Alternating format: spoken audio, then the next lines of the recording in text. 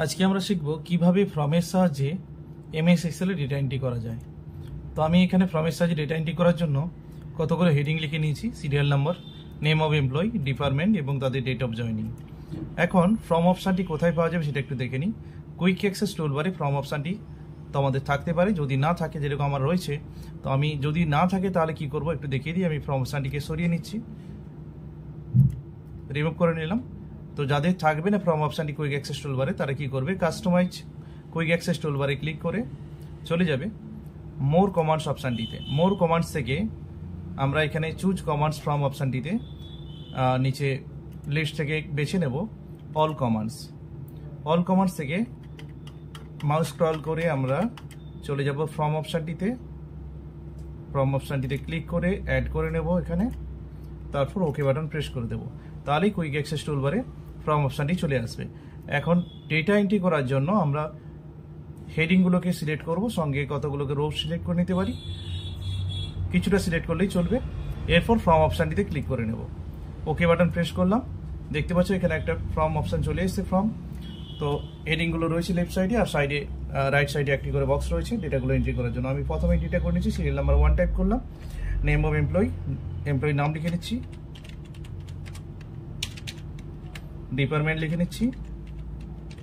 Tab দিয়ে পরপর ফিল্ডগুলোতে আমরা চলে যেতে পারি, কিবোর্ডে ট্যাব প্রেস করে অথবা মাউস ক্লিক করে করতে পারি।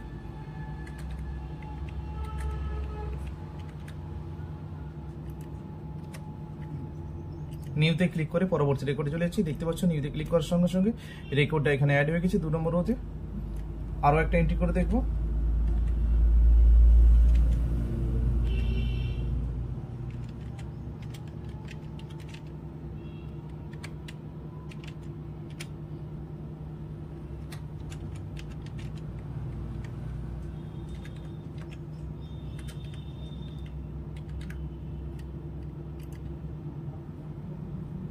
আরও একটি এন্ট্রি করে নিচ্ছি, ট্যাব দিয়ে পরে ফিল্ডগুলোতে চলে যাচ্ছি।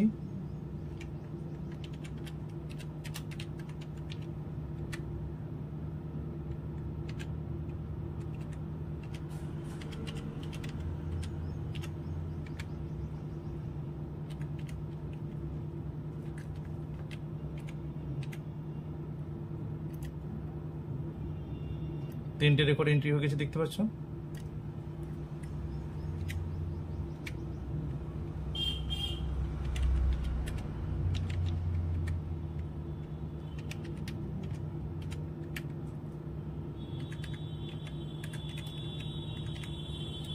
এভাবে পরপর রেকর্ডগুলো এন্ট্রি করতে পারি।